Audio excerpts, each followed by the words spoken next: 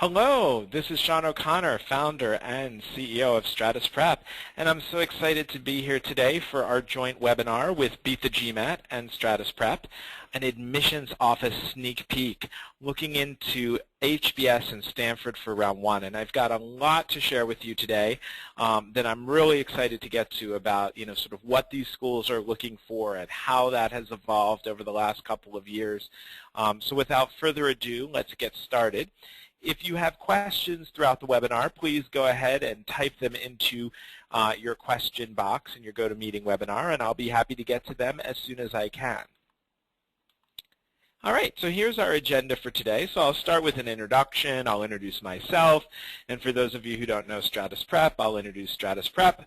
And then from there, we will go into what the business schools are looking for and talk about that and talk about sort of Harvard and Stanford are a little bit different and how round one is a little bit different. Then I'll share with you insights from former admissions readers, admissions evaluators, and admissions interviewers from these schools. And then I will go through each of the questions for HBS and Stanford for this year and give you some key strategies. And then at the end, I have a number of key takeaways and a very special, never seen before on Beat the GMAT promotion. And you are going to want to stick around for that Beat the GMAT promotion at the end of today's webinar.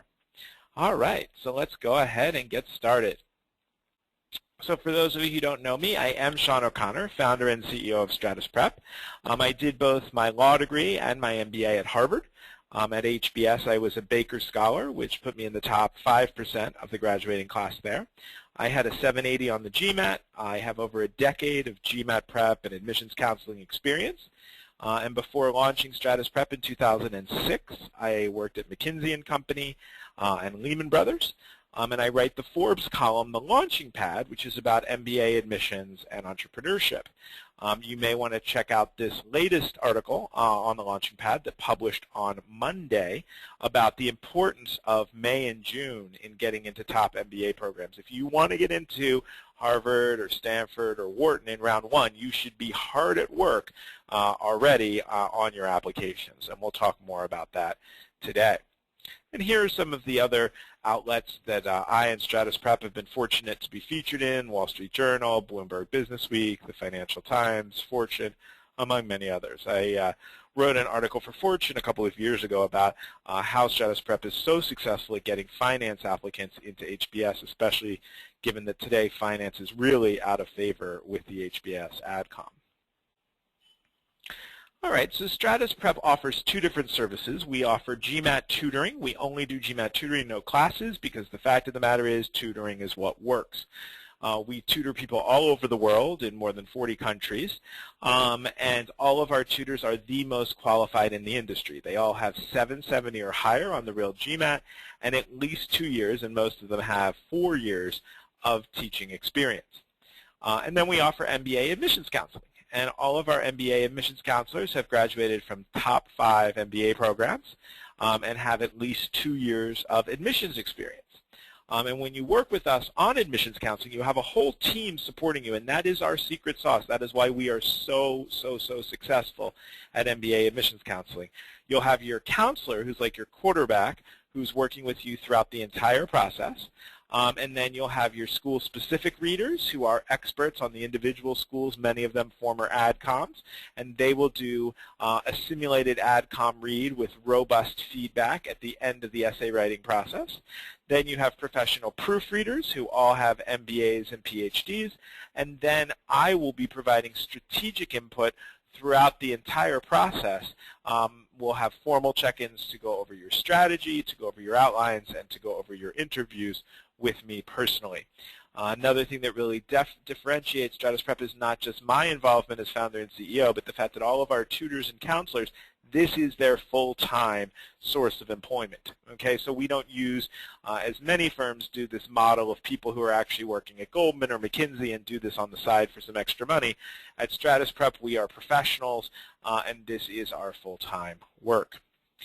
This is perhaps my favorite slide, and I think it very nicely graphically illustrates the investment, the value of the investment of working with Stratus Prep. If you look at the tiny little blue bars at the bottom there, those are your chances of getting into these schools without the help of Stratus Prep. So you have about a 12% chance at Harvard, about a 7% chance at Stanford, and then, between 10 and 20% at all the other schools. The orange is your chances of getting in working with Stratus Prep, and this goes back to 2006. All of our clients who have completed a school-specific package for each of these schools. So HBS is 60%, Stanford is 40%. Those are both 5 times higher than if you apply on your own. Wharton, Chicago, Columbia are all 70% approximately. MIT is 65%, and NYU is 75%. 99% of our students who work with us on at least 3 schools, which is a typical minimum, 99% since 2006 have gotten into at least one of their schools.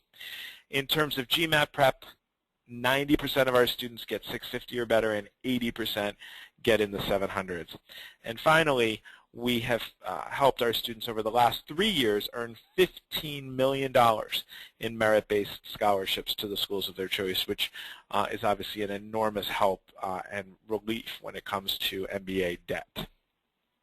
And as I said, we have a global clientele. This year we've already worked with students in more than 40 countries, but last year we worked with students in 32 countries and 39 U.S. states. All right, so now let's get into the meat of today's presentation and talk about admission in round 1. Now, let me first disclaim some myths about round 1. A lot of people say, oh, well, round 1 is more competitive because all of the really, smart, well-prepared people apply in round 1. Wrong. If you are part of any overrepresented demographic, okay, if you're an overrepresented male in finance or management consulting, if you are an overrepresented male in IT, particularly from Asia, okay, you must apply in round 1 because schools are only going to admit so many people from each background, from each industry background, each functional background, each geographic background, and many of the slots get filled up in round 1. So you really need to think long and hard about round 1. Our highest success rates have always been in round 1.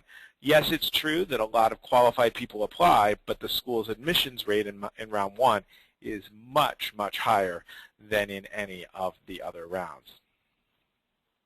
Okay. So when we think about who you are really competing against, okay, you are competing against people like you. You're not competing against some big general pool. This is not like applying to undergrad where you're competing with every other applicant to the college. You are competing against other people who are very similar to you.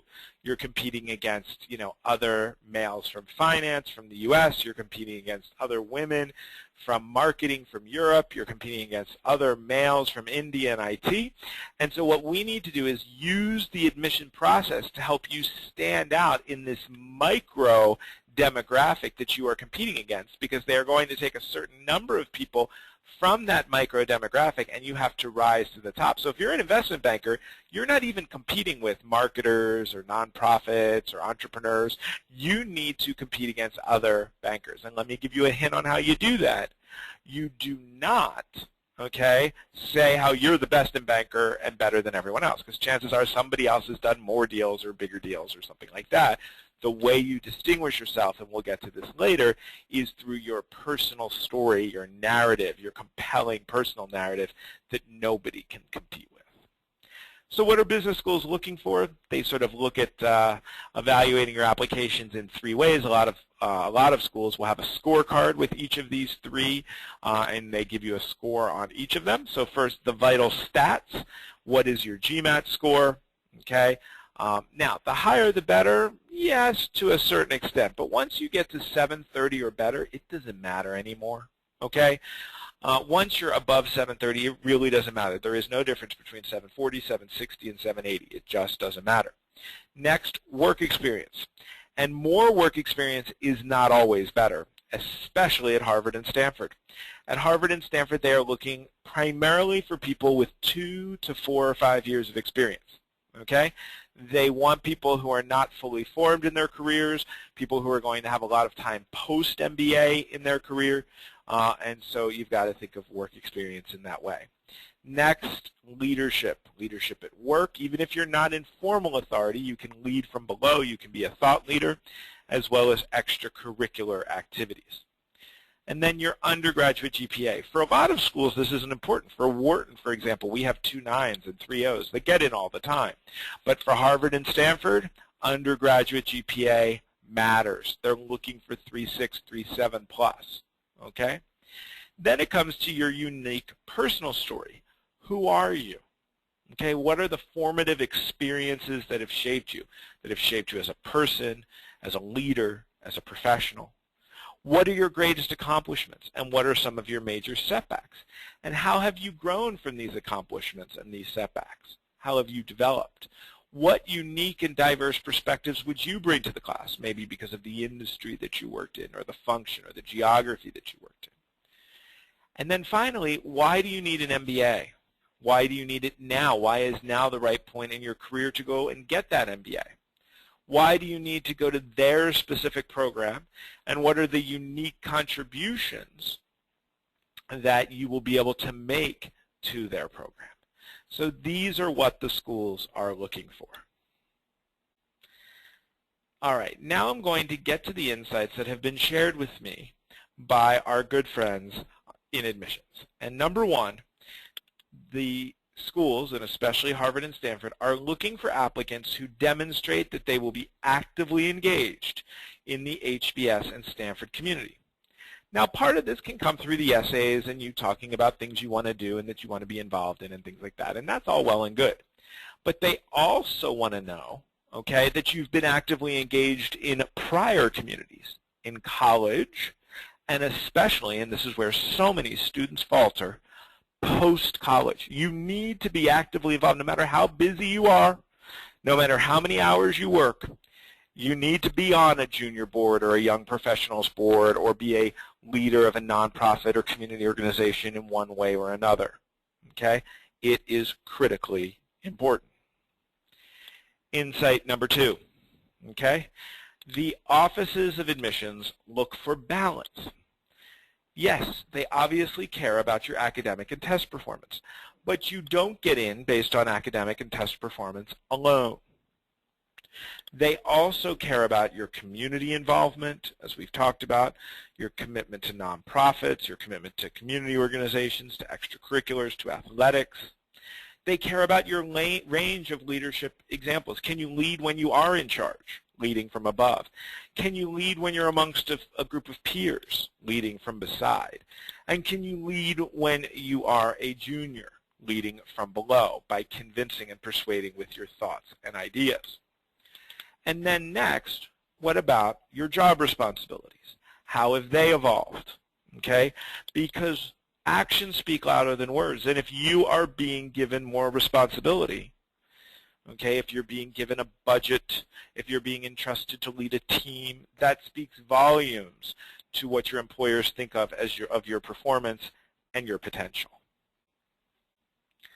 All right, now, insight number 3. International exposure and experience is becoming more and more important. As you probably know, the number of international applicants to U.S. MBA programs is skyrocketing. Okay, it is shooting up, while the number of domestic applicants is just up slightly every year. But what that means is that the classes are becoming more and more international, and that even amongst domestic applicants, they are looking for more and more international experience. So top MBAs are seeking out diversity, but diversity does not just mean ethnic diversity. It means diversity in terms of your background and your personal experiences, your interests, your functions, your geography, your industry, things you've been exposed to, what you want to do in the future, your career objectives. But there must be a global focus if you want to be successful at Harvard and Stanford. There must be. And that global focus should be in your past, whether you worked abroad or whether you have worked with cross-cultural teams, and then it should be going forward as well in terms of what you want to do next. Insight number 4, you need an orientation towards socially meaningful work. This has to be emphasized. Now, this does not mean, and in fact, Stanford, quite frankly, doesn't like anymore to hear about social enterprise and nonprofits. They want to hear about how, as a for-profit, sustainable entity, you can have a meaningful and positive social impact. Think of Apple. Apple has an incredibly positive social impact in terms of changing the way that we communicate, being able to see our loved ones on FaceTime. Okay? That's really meaningful to society, but it's also part of a for-profit, completely sustainable institution. But you need to show that you're going to be doing socially meaningful work. You're going to be improving the lives of those around you through the products that you sell or the services that you render. Insight number 5. Innovation and entrepreneurship are all the rage. They are taking on an extremely prominent role at these top schools. It's happening everywhere, but it's really happening especially at HBS. Stanford has always been known for entrepreneurship with their Center for Entrepreneurial Studies and with the Startup Garage and the Center for Social Entrepreneurship. Okay?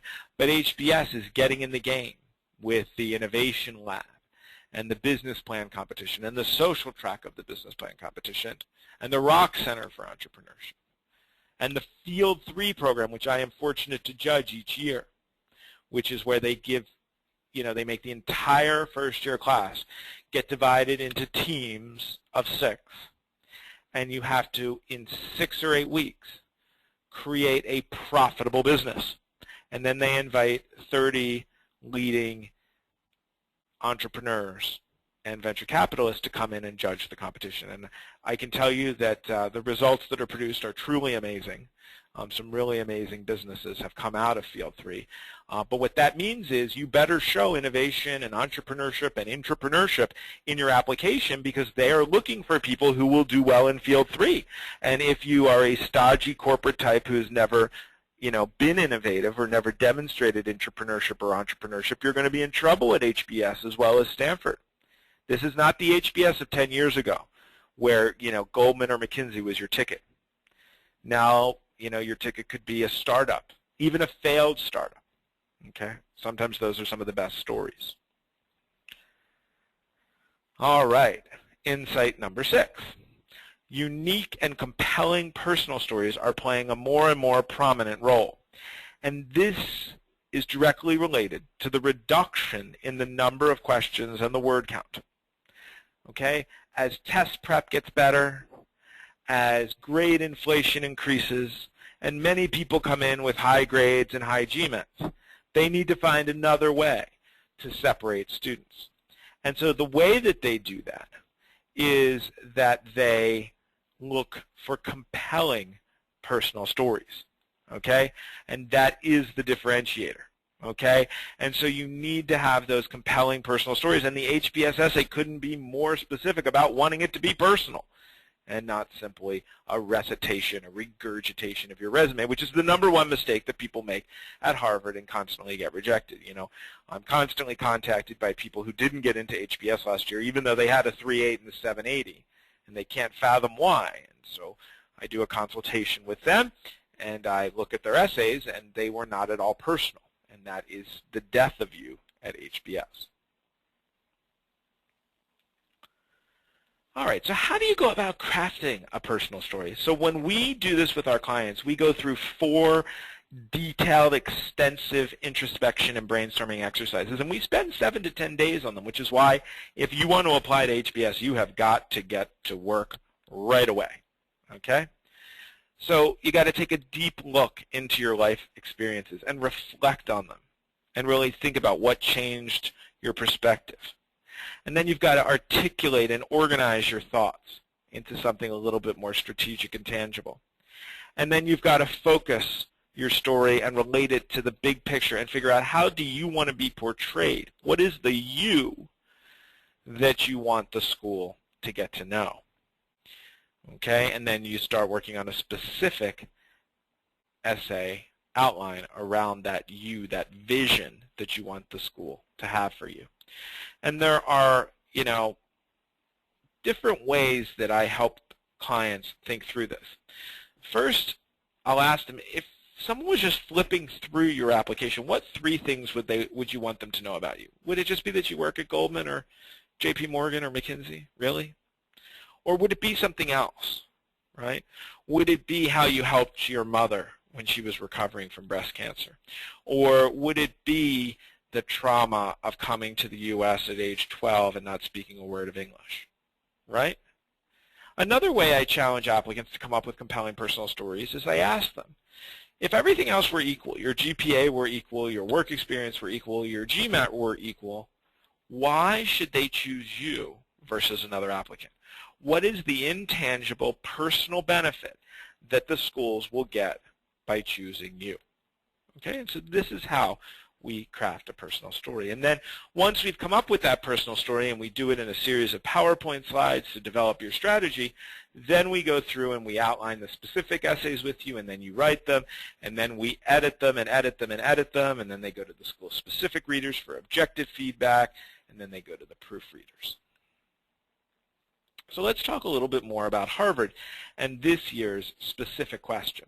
So there's just one question, as I'm sure all of you know, for the upcoming class of 2017. And it is the same question as last year for the first time in over 10 years. In fact, Dean D. Leopold, the Dean of Admissions at Harvard, had said that she would never repeat a question, and then she had to eat her own words because they were so thrilled with the results of this question that they decided to repeat it. Okay, so they can see everything. They can see your resume, your transcripts, your extracurricular activities, your awards, your post-MBA goals, your scores, and what your recommenders have to say to you. What else would you like us to know? Well, what's the one thing they left out? Who you are as a person. Now, of course, some of that will intersect with your professional interests and with why you want to go to HBS, but they want to know who you are as a person. They're specifically saying, I know who you are as a student. I know who you are as a professional. Who are you as a person? So I can decide if I want to have you in my class, if I want to interview you. And so Harvard gives you no word limit, but there really is a word limit. Okay? And we were extremely successful at Harvard last year, filled a significant portion of the class, and we found that between 700 and 900 words is the key length. That's what they're looking for. They tell you not to overwrite, and I agree with that. If you write 1,000 words or 2,000 words, it's going to be very problematic. But while you shouldn't overwrite, I do think you should overthink and probably overcraft as well, okay? Because you want to really spend a lot of time. This is going to be the make or break moment. Last year, we had 4 overrepresented males from non-top 25 state universities in the U.S., Americans, who got into Harvard with 680 or below on the GMAT, okay? 4 overrepresented males in finance, right? It's harder for males. HBS doesn't like finance. None of them had gone to Ivy League schools or UVA or Michigan. They had all gone to lower tier state schools. And they all had GMATs under 680. Well, why the heck did they get in? Because they overthought this question and came up with some really compelling personal content. And that's what Harvard's looking for. All right, let's talk about Stanford. There have been a number of changes. They cut down. They used to have 4 questions 2 years ago. Then last year they had 3 questions. Now they're down to 2 and 1,100 words, down from 1,600. Their first question is the question that they've had for as long as I've been in this business. Okay, it goes back to when I applied. And I applied many years ago. What matters to you most and why? And it better not be your career. Okay, it better not be your career. Because if that's what matters to you most, that's pretty shallow. Now, obviously, your career should have something to do with what matters to you most. You should be doing and dedicating your life to something that matters to you most. But the thing that matters to you most better be something way more profound than your career. It should be your family, or it should be alleviating poverty in a certain region, right? Or it should be creating certain economic opportunities in a destitute area. But it better be something more than just, having my own hedge fund or making $1 million. And so Stanford tells you to explain the why and to go through the self-examination process. And these are all good points, okay? But what they're really looking for is who you are as a person. What defines you as a person? But you're going to have to do this essay in a very different way from the way you do the Harvard essay, because this essay is very pointed. You have to answer the question. So many people just copy and paste the Harvard essay, and that's a big mistake, because Stanford knows what the Harvard question is, and if they don't see an answer in the first paragraph to their question, what's most important to you and why? Don't save it till the end. Give it to them from the beginning. What's most important to you, why? Okay? If they don't see the answer to the question, they know you're just cutting and pasting. Everybody knows that. Okay? So you need to write from the heart, give examples, use the recommended 700, 750 words here, and really make it profound. But at the end, begin connecting it to your career so that what your career is something that supports what's most important to you. And then their second question, and final question this year, why Stanford? And so here they want you to convince them that you really want to be there. Stanford hates, they abhor losing students to Harvard or to any other school. And so they want to make sure that you know about their specific programs and their offerings, okay, their international programs, okay, GMIX, for example. They want you to know about their entrepreneurship programs, the new Knight Center, which is a beautiful campus that I visited in January. They want to make sure you know all of these things about Stanford, the culture they try to create, and everything like that, okay, and that you really want to go there as a result. So, you know, they say just explain why you want to come here, but what they're really looking for is specifics. Specifics that make it such that you can only follow your passion and fulfill your potential by attending Stanford. Now, they do give you a word count, 1,100, and it's flexible. They recommend 750 for the first question and 350 for the second, but you could do 700, 750, 800 for the first question. That's going to be fine. You can do 300, 350, 400 for the second question, and that's going to be fine, as long as the total adds up to no more than 1,100 words. So what's it take to get into these top programs? Well, first, enough time. You need enough time for the test prep if you haven't already done that, enough time for all the essays, enough time for coaching and selecting and guiding the recommenders, and you better take a lot of responsibility for your recommenders if you want to get into these schools. You've got to complete an introspective process, okay, where you're really introspective about who you are, who you want to be, how the school is going to help you get there from a very personal standpoint.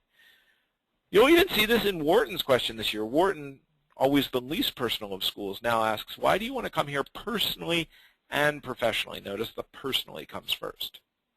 You've got to build a profile that differentiates you from other people like you, because that's who you're really competing against. And please customize every part of the application to each school. That's something we just insist on here at Stratus Prep, because if not, don't waste the money applying. They are experts at seeing when you are not customizing, okay, when you are not customizing your essays. So here's everything that we do when we work with a client. First, we diagnose your strengths and weaknesses, and even though time is short, we want to work on those weaknesses. If your GPA is a problem, we want to do summer classes, and we'll recommend where and what to take. If you don't have community involvement, we got to get that now, better late than never. Then we help you with choosing schools based on the inside information we have from meeting the AdComs and traveling to the schools. Then we'll have extensive discussions after our brainstorming about your strategy and your essay topics and the structure of your essays. And then over and over and over again, our team will review and edit your essays as well as your resume and your short answers. We'll help you choose the right people to be recommenders, and famous people are not the right people, okay, unless you're their personal assistant or something. And then we'll give you proprietary strategies to make sure that the people you choose give you the recommendation that you're looking for and so desperately need. Then we prepare you for live and video interviews. So some schools do in-person live interviews. Some people do Skype interviews. Some schools like Northwestern and Yale do taped video interviews as the first step in the process, and that's a whole other ballgame that we'll have to train you on. We give you a game plan and strategies if you're waitlisted. We had a number of people who got into both Harvard and Stanford off the waitlist this year. And then we give you a winning strategy to negotiate merit-based financial aid, and there are millions and millions of dollars out there available to you. So here are some case studies from last year of people that we worked with that shows that it's not all about the numbers. So Rob went to a top 25 non-Ivy League undergrad college in the U.S. He had a 3.7 GPA. Okay, he had worked for a couple of years in consulting and a couple of years in finance. He had a 700, and he got into Stanford. Alex came from a small liberal arts college. He had a 3.7 and a 670. He had worked 4 years in finance, 2 years in investment banking at a boutique, and 2 years in a not-so-well-known venture capital firm. He got into both HBS and Columbia. And note that he didn't come from name-brand firms, and he had a GMAT under 680. Victor, one of our good friends from India, he had about a 3.0 from an okay Indian university and a 670. He had been a former consultant and an entrepreneur, but we really emphasized that entrepreneurial experience, and guess what? It worked, and he got into HBS. Recognize the difficulty of getting into business school this year. With the number of students who are applying from around the world going up by such a great pace, it is getting more and more competitive every year. Give yourself enough time. Check out my article in Forbes. You can just type in Forbes, the launching pad, and it's the first article on my page about the need to get started immediately if you want to get into these schools in round one. You need to write what the schools are looking for, write what Harvard is looking for, write what Stanford is looking for, write what Wharton is looking for. And at least today, I hope that between Harvard and Stanford, I've really helped you distinguish what their adcoms are looking for. And then I just think it would be crazy to not use seasoned experts to help you through this process. You may not realize, but 60% of applicants now use an admissions consultant. So using an admissions consultant really doesn't give you an advantage. It just sort of levels the playing field. It's choosing the right admissions consultant, the one who releases school-by-school success rates, the one that's been around for almost 10 years. That's what's going to really help you, okay? And here is our first ever discount of this type. So we always offer exclusive 30-minute consultations with me personally for anyone who might be interested in working with Stratus Prep. Now, these are limited to one per person, so if you've already had one, we're unfortunately not going to be able to give you another one.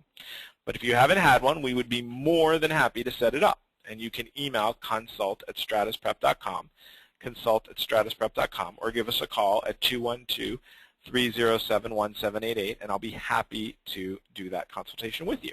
Now, I'm not going to be able to tell you what topics your essays should be or who your recommenders should be in 30 minutes because I don't know you yet. But I can put together with you a game plan of how we could help you get into these top schools like Harvard and Stanford. Now, we have never offered more than 15% savings on Beat the GMAT, and I am so excited to announce that through Sunday, June 29th, okay, 4 days from today, we are offering a special 25% discount for those of you who have joined us for this Beat the GMAT webinar. And the code is BTG25, all caps, BTG25. And you can use that to sign up online. You can use that to sign up over the phone. If you need a little bit more time to think about it, that's fine. We have 10% savings available to you until July 15th with the code BTG10. And references here at Stratus Prep, unlike at so many firms, are always available. We're happy to give you references from Harvard, from Stanford, so that you can really know that we are experts at these schools and can help get you in as we have helped so many, tens and hundreds of students get in before you. So remember, consult@stratusprep.com for the 30-minute consultation. 25% savings until June the 29th with the code BTG25. And then 10% savings until July 15th with BTG10. And feel free to give us a call or to email info@stratusprep to get references. Okay? You can also sign up online through stratusprep.com. Just click Enroll at the top of the page. All right, wonderful. I will go ahead and answer your questions now. So thank you so much for sending those over.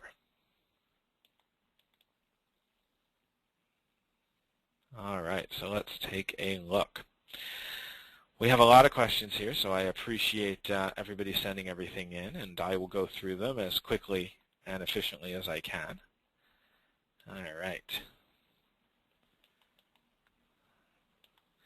Okay, I've scored a 740 on my 4th attempt. I'm from the manufacturing sector. Does the number of GMAT attempts matter to the AdCom? Can my 4th attempt raise eyebrows or consider me as a weak student? I have a 3.4 from an Indian university. Nope, they don't really care. Ideally, you would take it once or twice, but nobody really cares if you've taken it 4 times. And so, you know, basically, that is something that that we basically, you know, don't worry about. They take the highest score. It's not something to be concerned about. You have a 740. That's incredibly high. You're going to be fine. Don't worry about it. Ideally, you would take it once or twice. You took it 4 times. That's fine. They're going to care about the 740. Okay. All right. What is an ideal GMAT score for an average academic background for a student to Stanford?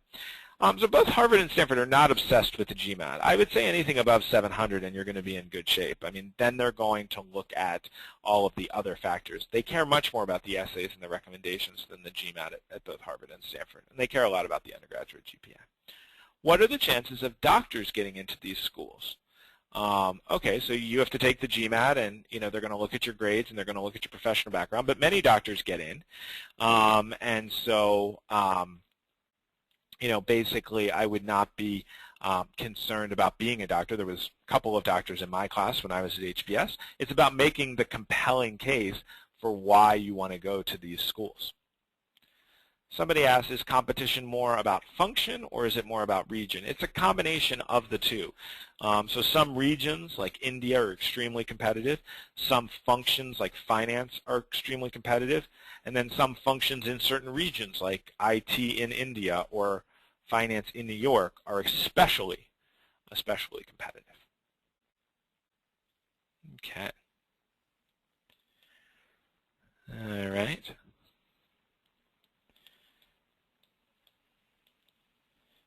All right. Then somebody asked, how do you define a compelling personal experience or personal story? I mean, that's a tough question to ask. It's sort of like one of those things where you know it when you see it. And so basically, you know, I think it's something that really shows how you changed your perspective about something. Okay? It shows how you really, you know, moved in terms of your approach. Okay, it changed your leadership style, or it changed your problem-solving style, or it gave you greater empathy for others.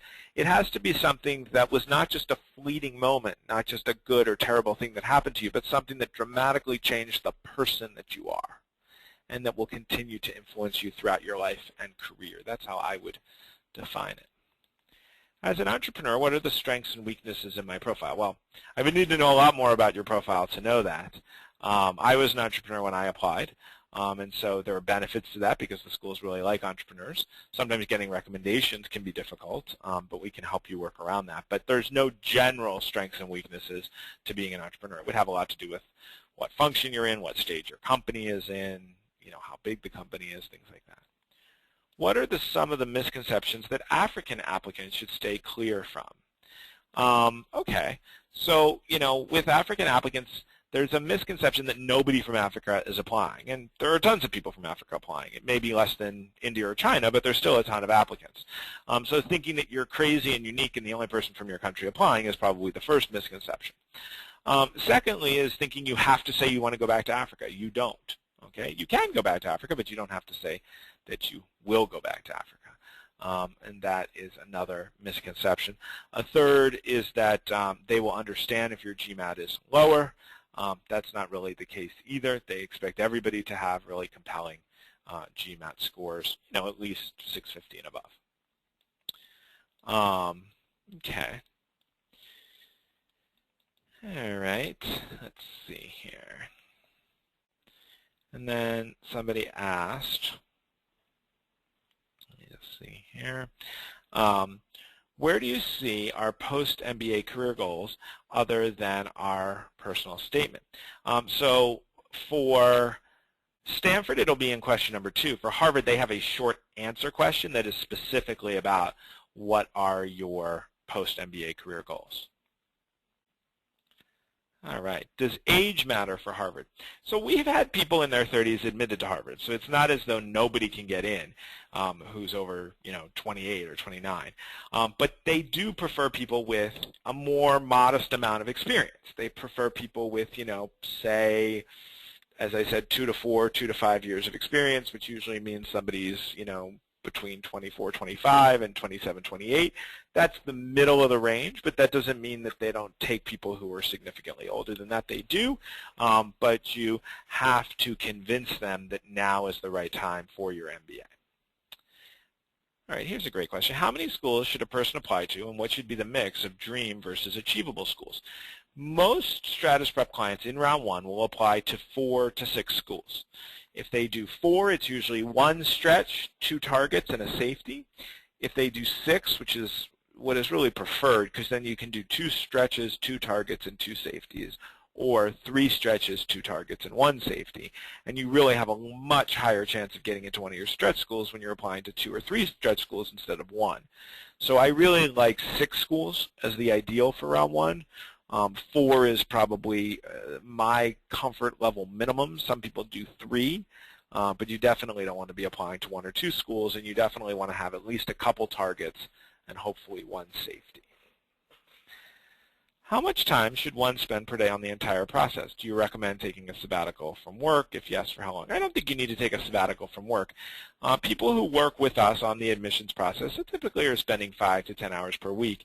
I know that we are really able to help speed up the process, so I think that is helpful for folks because we can have them focus on, they can focus on what's really important to them. And what's really important to the AdComs and dispense with the unnecessary. Somebody asked, can you give some examples of compelling personal stories? Yeah, sure. I mean, it could be, I tried to give a couple of examples before. We had a woman who talked about, coming to the U.S. and struggling and not speaking a word of English her first day of 5th grade and sort of her evolution and getting to college and how difficult that was and how she sort of became the parent to her parents because they didn't speak English and never learned.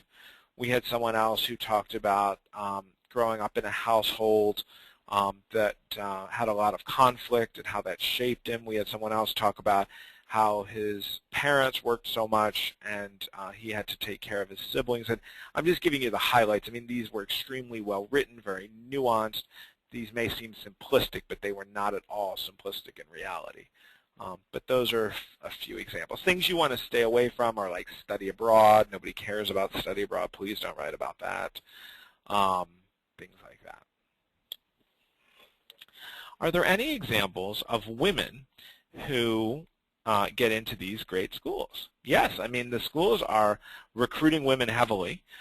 We had a woman the year before this last year with a 590 who got in. She had gone to a non-Ivy League undergrad, and she had worked for 3 years on Wall Street.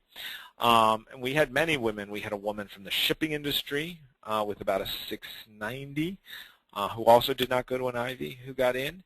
So, every year I would say that 40 or 45% of our successful applicants are women.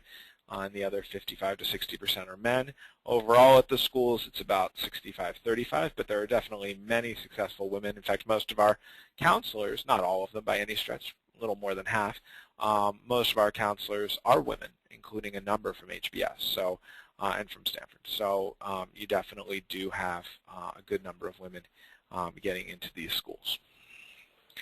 How many chances has a female 3 years in human resources to get into HBS? Absolutely. I mean, it's all going to be about the story that you tell, but, I don't know any of your numbers. I don't know your story and your personal background, but you definitely have a chance. Does making a campus visit before applying to a business school give you an added advantage? I ask because I'm from India and making a campus visit will involve a significant financial investment. No, I mean, they don't expect you to make a campus visit from, that far away. So, if you happen to be in the U.S. for work or something like that, it's great to do a campus visit, but many of our applicants, even from the U.S., get admitted without doing the campus visit. So I'm not one of these people who is super bullish on campus visits. If you do it, make sure you do a tour and info session so they register that you were there and everything like that, and we can coach you on sort of how to handle it and what to do to make yourself stand out in a positive way. But many, many students are admitted without campus visits, and I think it would be better to spend your time and your money on getting a great GMAT score and putting together a great application with experts who can really help you rather than on a plane ticket just so that you can be on HBS's campus for 2 hours. Okay. All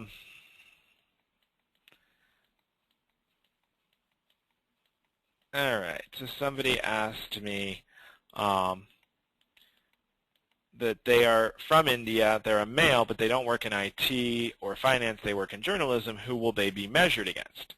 And so, you know, you're going to be measured against, you know, other Indian male applicants generally, and then other applicants from what I would call the non-traditional career track. So not just journalists, but other people from nonprofit, from the arts, from journalism, from around the world. So you're going to compete against both of those profiles.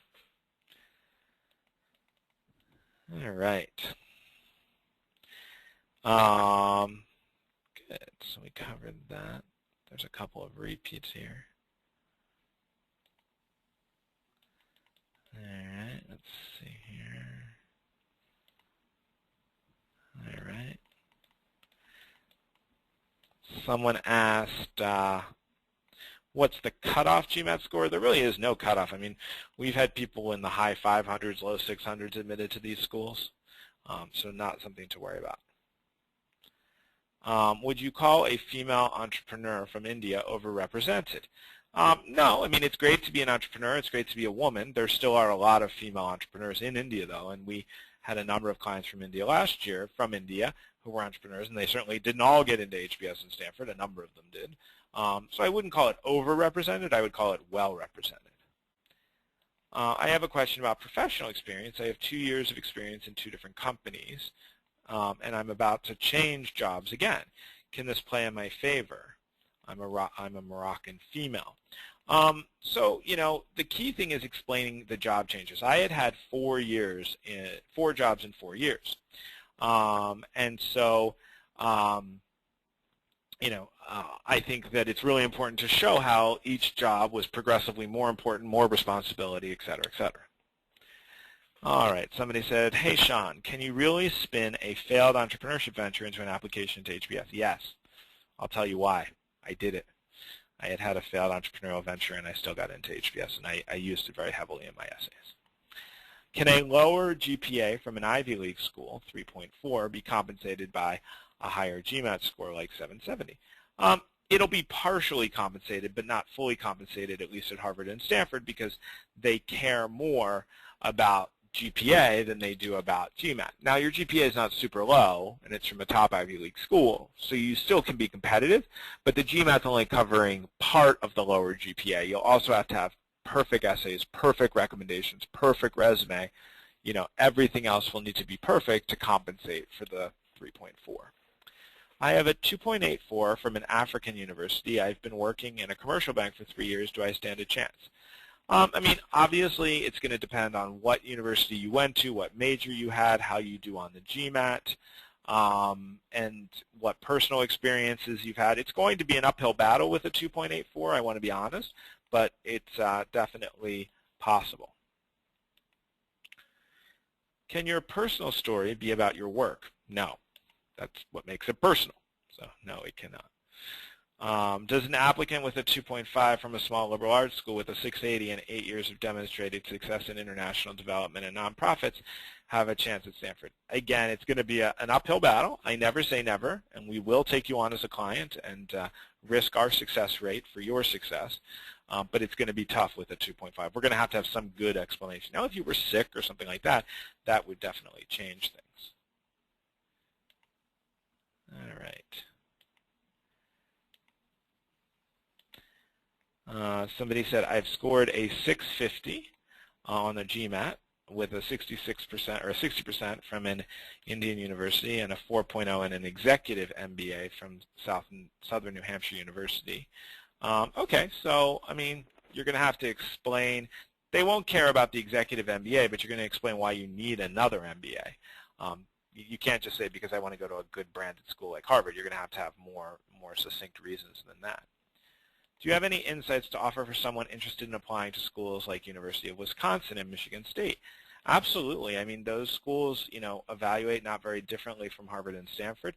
You want to make sure that you, do very well on the GMAT and that you focus a lot on the application materials. The essays are still going to be critically important. So it's very much the same thing. So before I continue, because I've got a couple more questions and we're running short on time, let me just remind everyone that you can get a complimentary 30-minute consultation with me to talk about how you could work with Stratus Prep on GMAT Prep or MBA admissions counseling.